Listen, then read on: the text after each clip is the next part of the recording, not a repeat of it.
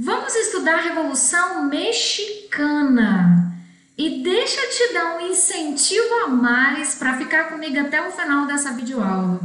A Revolução Mexicana, muito estudada pelos historiadores, muito mesmo, muito debatida, muitas narrativas, muitas versões historiográficas. Mas o interessante dessa revolução é quando ela aconteceu. Em 1910.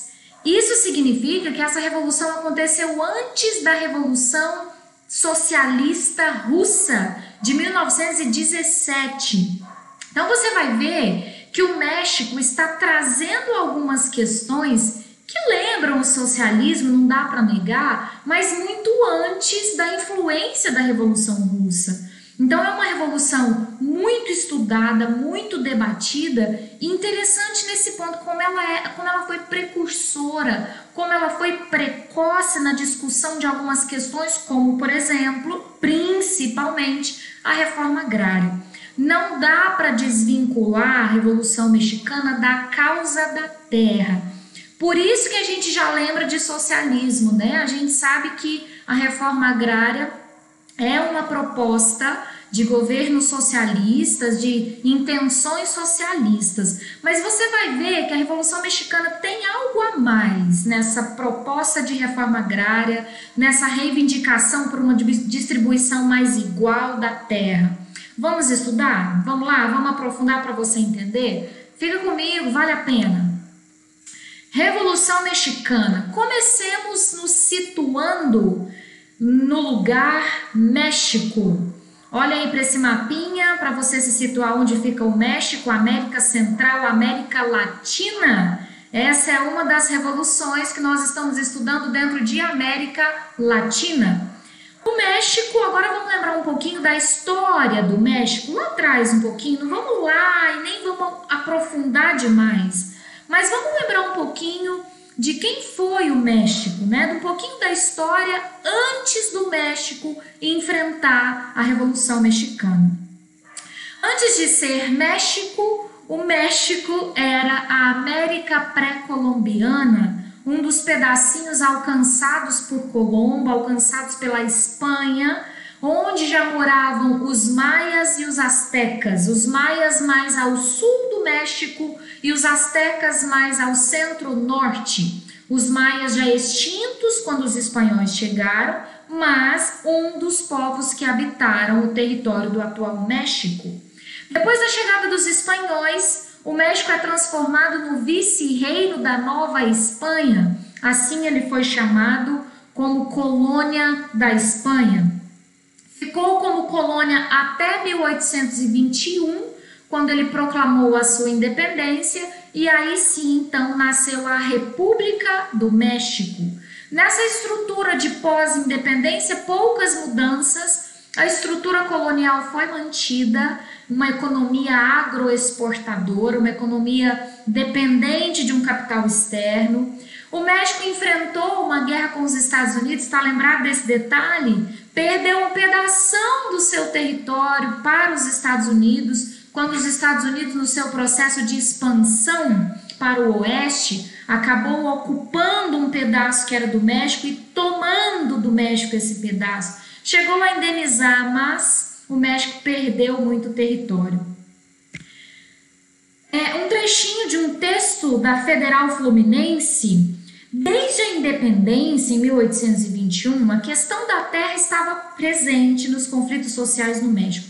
Aqui você vai ver o que eu estava chamando de algo especial. Não é só a questão da terra, não é uma reforma agrária para os pobres, vamos dizer assim.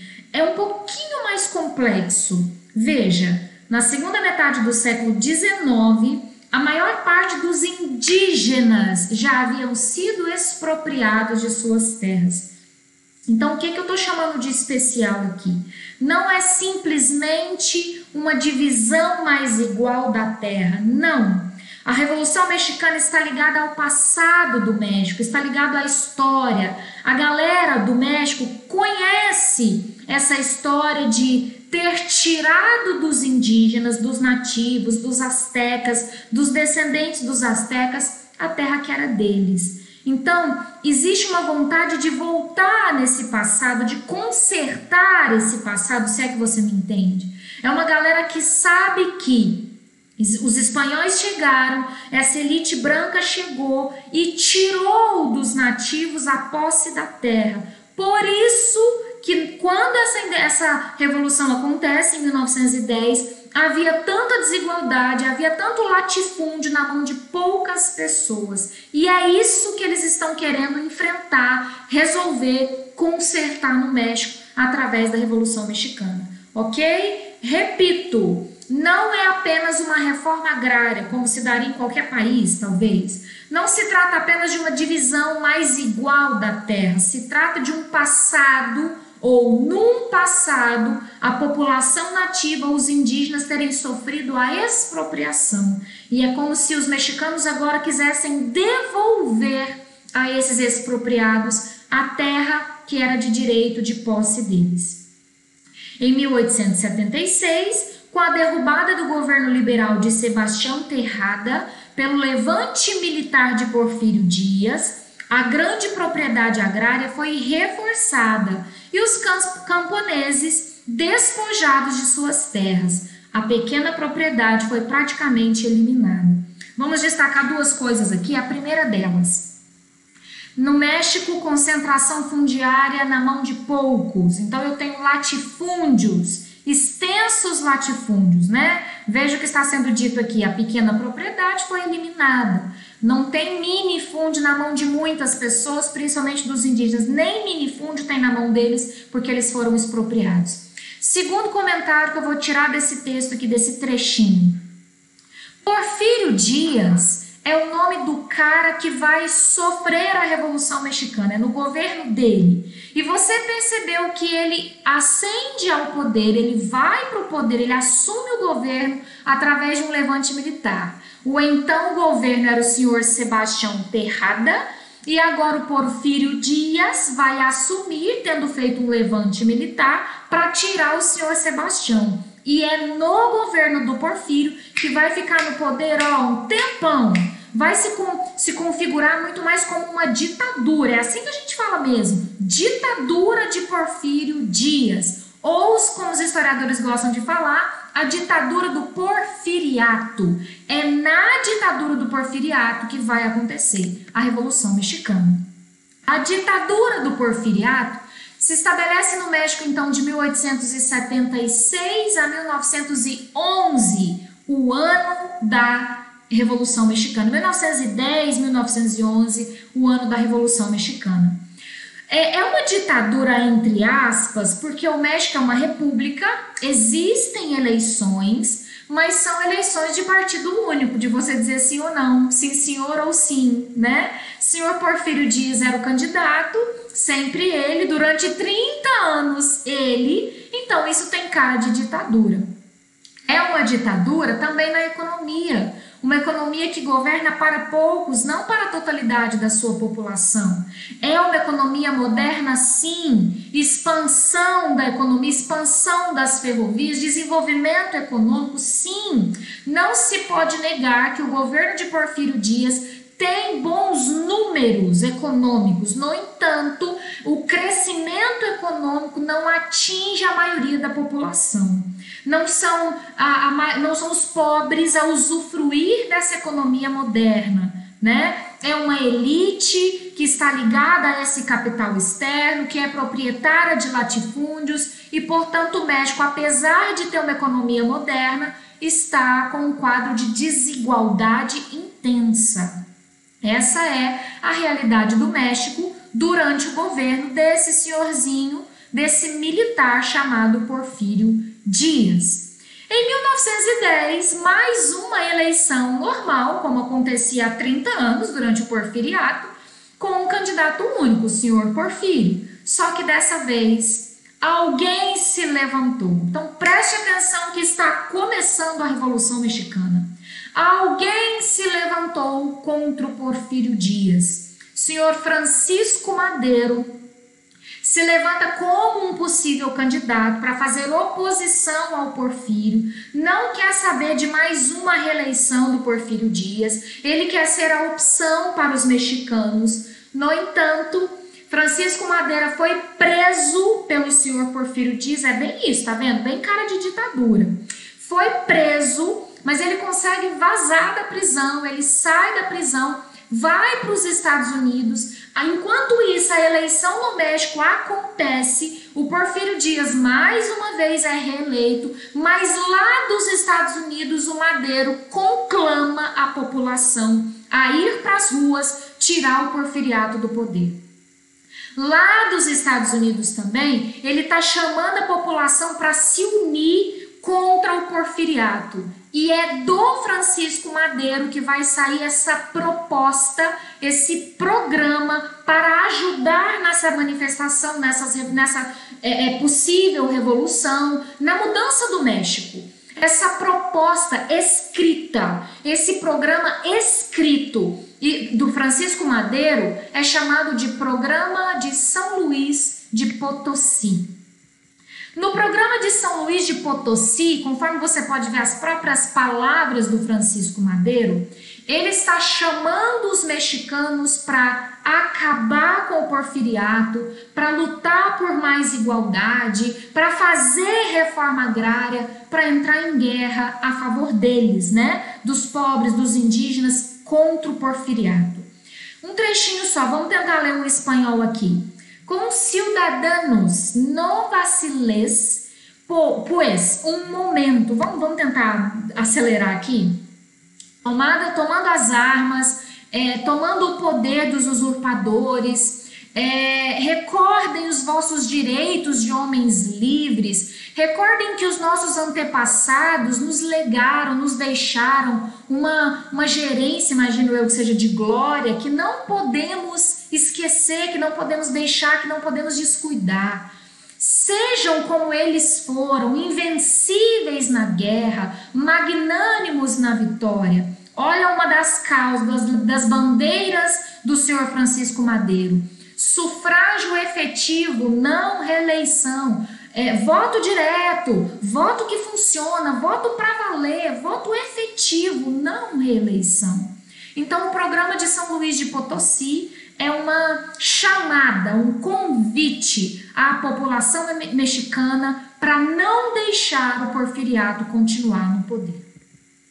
O Francisco Madeiro não está sozinho.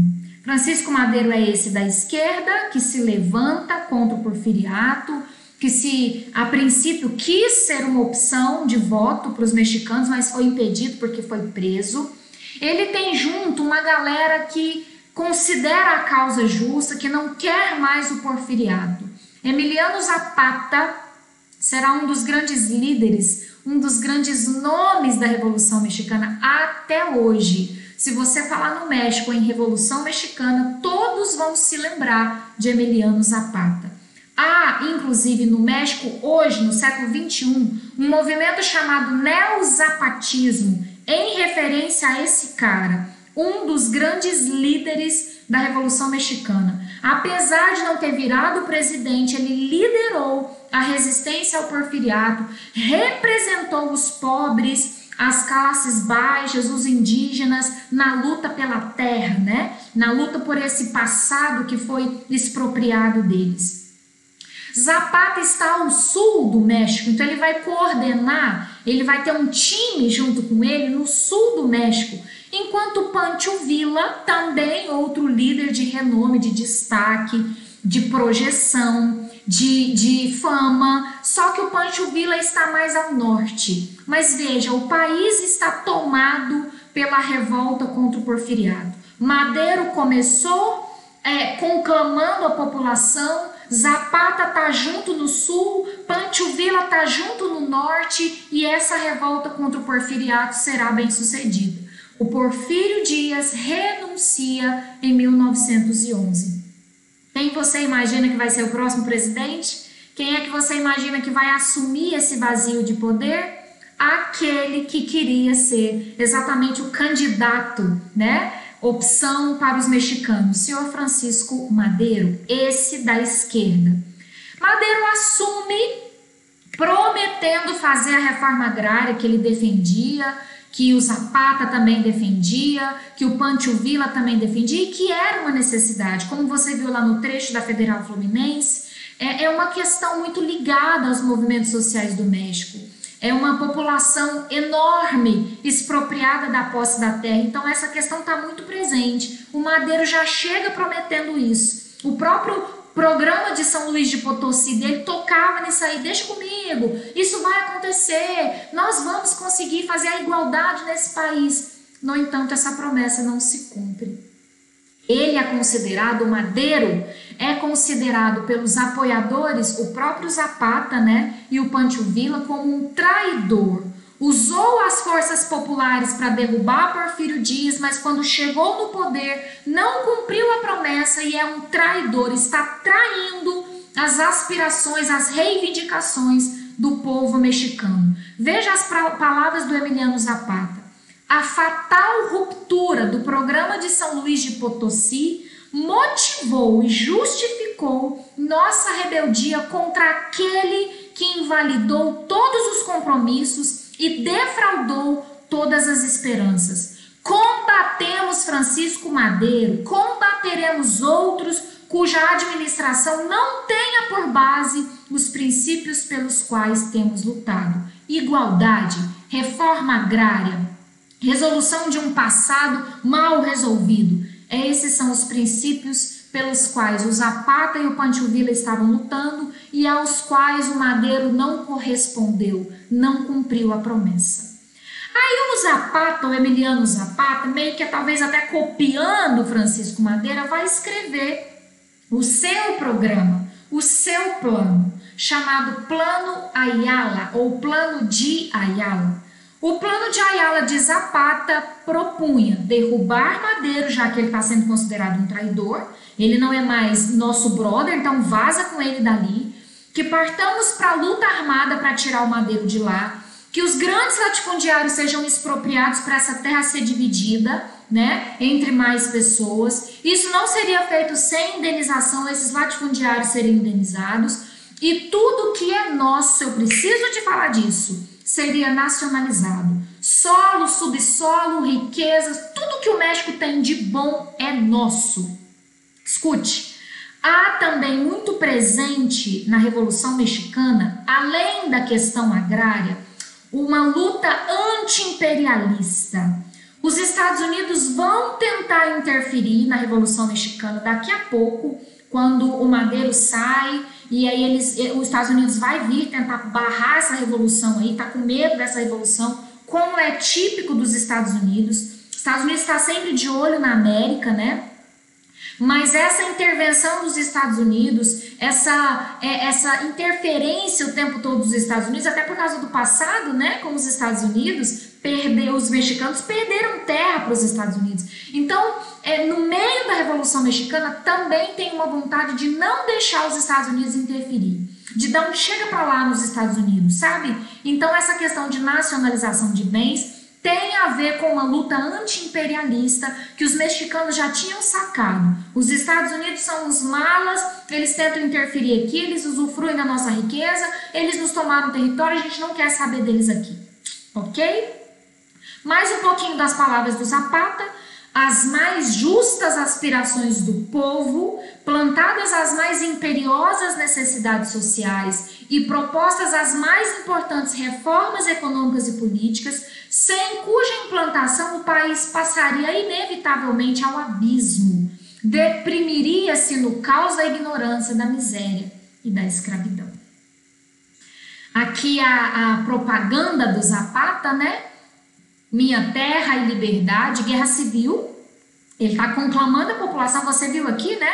Luta armada. Ele está conclamando a população para a guerra, né? Para o enfrentamento, para tirar o Madeiro de lá. Viva o México!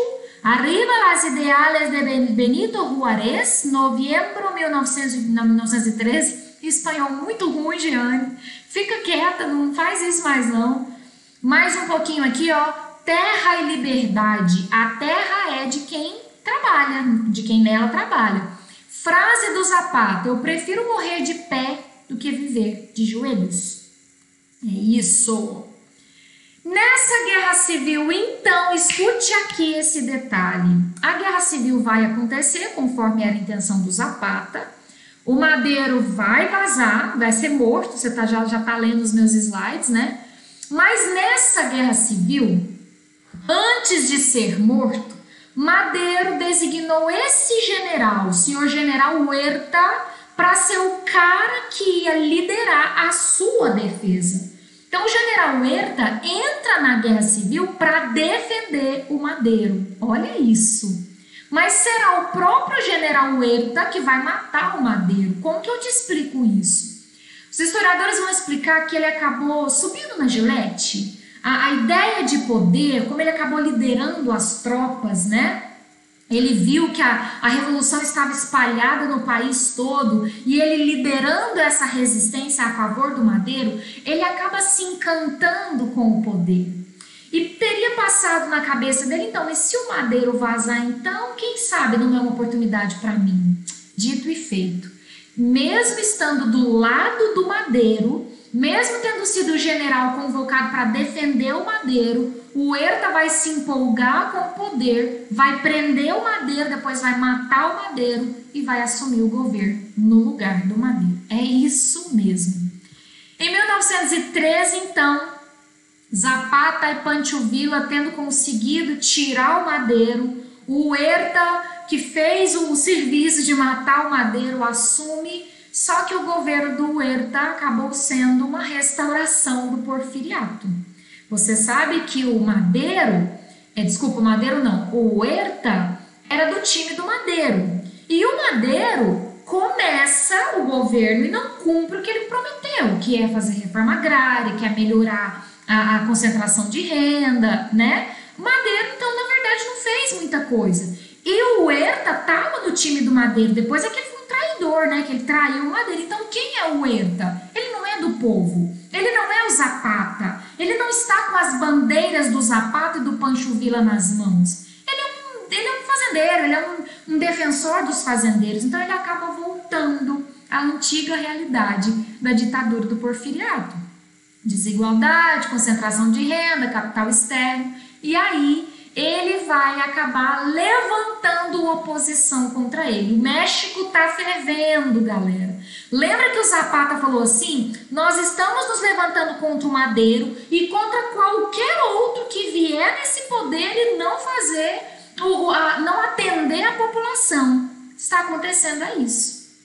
O Huerta chega, não faz nada pelo povo, então ele levanta de novo uma oposição contra ele. Dessa vez, a galera vai pedir que uma constituição seja feita, né? Até para impedir que outro entre e não faça, né? Fique só na conversinha. Então, um levante constitucionalista será feito para que o Huerta saísse, uma constituição fosse feita e o próximo, então, a assumir o governo fosse fiel à lei. Nesse levante constitucionalista, destaca-se Zapata não desistiu. Pancho Villa também não desistiu, ok? Eles continuam na luta. Mas destaca-se um outro personagem, o senhor Carranza. Carranza será um dos líderes desse levante constitucionalista. Eu tô te falando o nome dele porque na próxima fase, no próximo capítulo dessa novela da Revolução Mexicana, ele vai aparecer. A pressão popular funciona, o Huerta renuncia em 1914 e adivinha quem vai assumir? O então Carranza, que eu acabei de te contar, que liderou o levante constitucionalista. Você pode estar se perguntando assim, Jeane, por que o Pancho Villa não assumiu? Por que o Zapata não assumiu? Por que os dois não se unem em nome do povo e viram presidente? Por que eles deixaram esse Carranza assumir? Sabe que essa é uma das grandes questões para os historiadores? Escute o que eu vou te contar.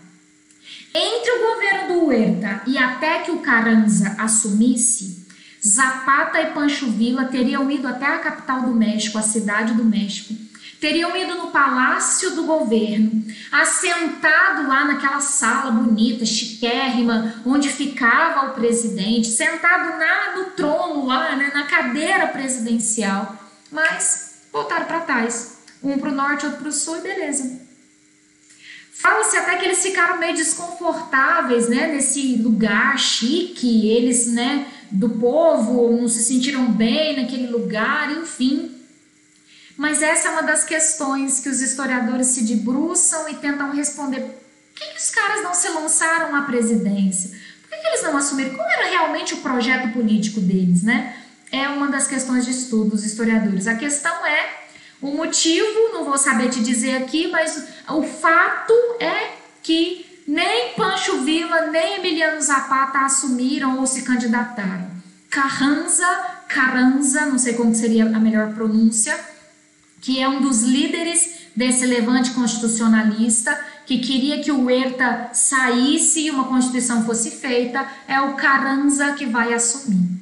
Ele vai fazer o que ele prometeu, na verdade ele nem prometeu, né? Mas ele vai executar aquilo que ele vinha defendendo, que é o levante constitucionalista. Ele vai fazer uma constituição, ele entra em 1914, logo em 1915, 1916 ele já convoca uma Assembleia Constituinte, a galera que vai escrever a Constituição. Essa Constituição sai, eu preciso te falar um pouquinho dela. Em 1917, uma nova Constituição é promulgada no México. Escute, já na Constituição de 1917, o Carranza colocou direitos trabalhistas, leis trabalhistas, principalmente para atrair o apoio dos trabalhadores urbanos.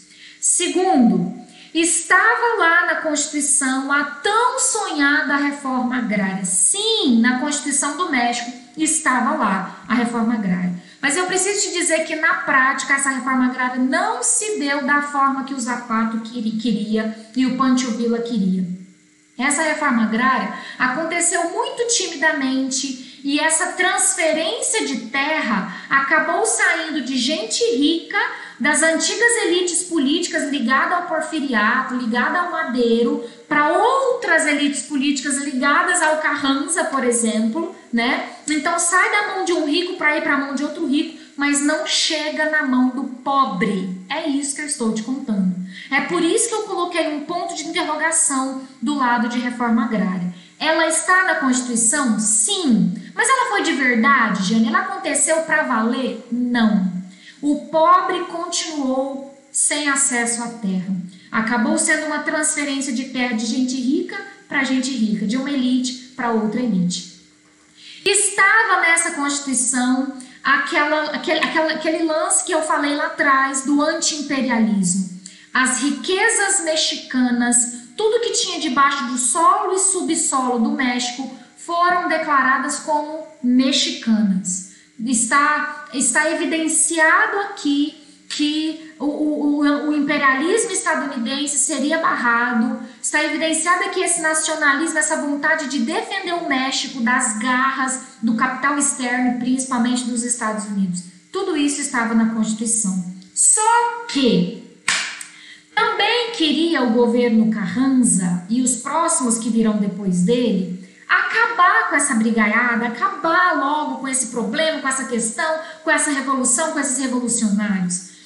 O Carranza quer pacificar, até porque se você parar para pensar, tem um líder no norte, tem um líder no sul, que estão constantemente alimentando a revolução, ensinando política para a população, conclamando a população a participar da política, a reivindicar seus direitos. E chegou a hora que o governo não está afim mais de ficar lidando com essas questões, eles querem acabar com isso.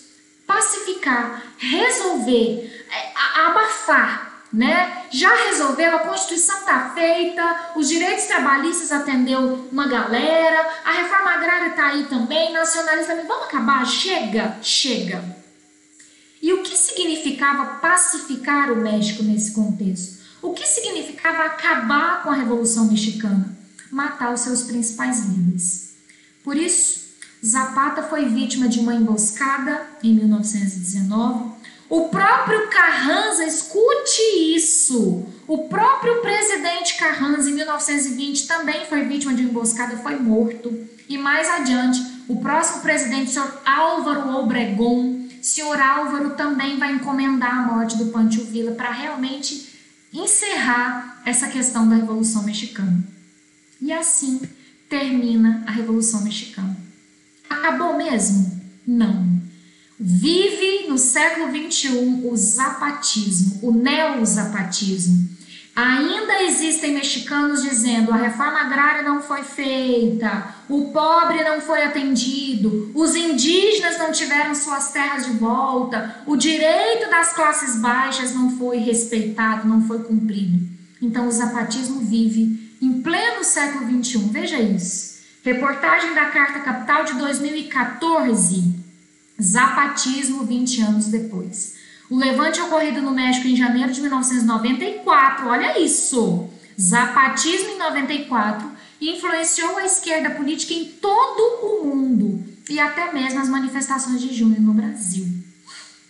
Eles têm um exército, veja isso, Exército Zapatista de Libertação Nacional. 1º de janeiro de 94, o Exército Zapatista tomou o controle de parte da pobre província mexicana de Chiapas. Formada em sua maior parte por indígenas, o exército ocupou cidades, libertou presos e desafiou o poder do Estado na região. Depois de longas disputas com o governo do México, o grupo abaixou as armas e adotou estratégias de resistência civil. Hoje, controla parte de Chiapas. Olha as pautas do Exército Zapatista. Número 1, o fim da marginalização dos indígenas locais. Percebe que isso ainda está vivo? Começou lá atrás. Não é só distribuir terra, é dar atenção para esses indígenas que foram desrespeitados desde que os espanhóis chegaram aqui, descendentes dos maias. Extinção do NAFTA, que é aquele bloco econômico do qual o México faz parte, com os Estados Unidos, combater a corrupção na política local. Eu vou fechar com essa entrevista de um historiador e escritor mexicano, o senhor Alejandro Rosas, de agosto de 2010, ao site Ópera Mundo, em que ele foi perguntado quais avanços a Revolução Mexicana permitiu em relação aos demais países da América Latina. Olha que interessante que ele responde.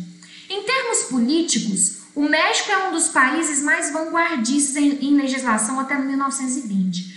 Todas as demandas como direito à greve, jornada de trabalho de 8 horas, educação gratuita, recuperação da terra, são demandas que quase nenhum país havia atendido até aquele momento. E o México as codificou na Constituição de 1917. O Brasil não tinha lei trabalhista em 1917. Então o México, por causa da Revolução, é vanguarda. Fez as leis trabalhistas antes de muita gente. E olha o segundo ponto que ele coloca. Em termos culturais, há um descobrimento importantíssimo do que é a mexicanidade, pois a partir da Revolução começamos a enxergar a nós mesmos. Legal, né? A gente acha assim, Jane, deu errado, não funcionou, Zapata foi morto, assassinado, Pancho Villa também foi assassinado, então foi um fracasso. O historiador está dizendo que não é bem assim, tem um lado bom da Revolução Mexicana, né? Aqui, para facilitar a sua vida, uma cronologia express. Em 1910 ainda está o porfiriato, a ditadura de Porfírio Dias. Em 1911 o Madero assume, mas não traz mudanças. Aí vem o Zapata e faz o seu plano Ayala para derrubar o Madero. O Madero é assassinado por Huerta e o Huerta assume. O Huerta não resolve muita coisa, traz o porfiriato de volta, ele renuncia por causa da pressão e o Carranza assume. Esse Carranza vai fazer a nova Constituição, daqui a pouco o Zapata vai ser morto e o Pancho Villa também. Uma cronologia rápida para facilitar. Bora para a próxima revolução da América Latina?